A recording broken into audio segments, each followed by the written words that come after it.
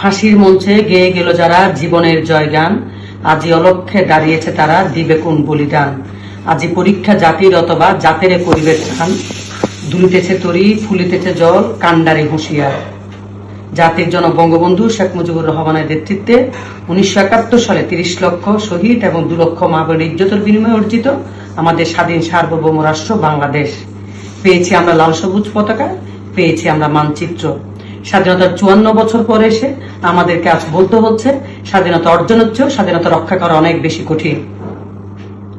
ঐতিহ্যবাহী শক্তিশালী সংগঠন বাংলাদেশ আওয়ামী লীগ সাধারণ মানুষের ভাগ্য উন্নয়নের জন্য এবং সাধারণ মানুষের দুমুঠো ভাতের নিশ্চয়তা দেওয়ার জন্য এবং আইনের শাসন প্রতিষ্ঠার জন্য ডাক দিয়েছে কর্মসূচি। তার ধারাবাহিকতায় 10, 11, 12 তারিখ সারা দেশে বিক্ষোভ মিছিল সংগ্রাম চলবে এবং আগামী 13 তারিখ ঢাকা লকডাউন কর্মসূচি। চল চল চল ঊর্ধ্ব গগনে বাজে মাদল, অরুণ প্রাতে তরুণ দল, চল রে চল রে চল। শেখের বেটি ডাক দিয়েছে চল রে সবাই চল, শেখের বেটি ডাক দিয়েছে চল রে সবাই চল। চল চল চল ঢাকার উদ্দেশ্যে চল। জয় বাংলা, জয় বঙ্গবন্ধু, জয় তু শেখ হাসিনা।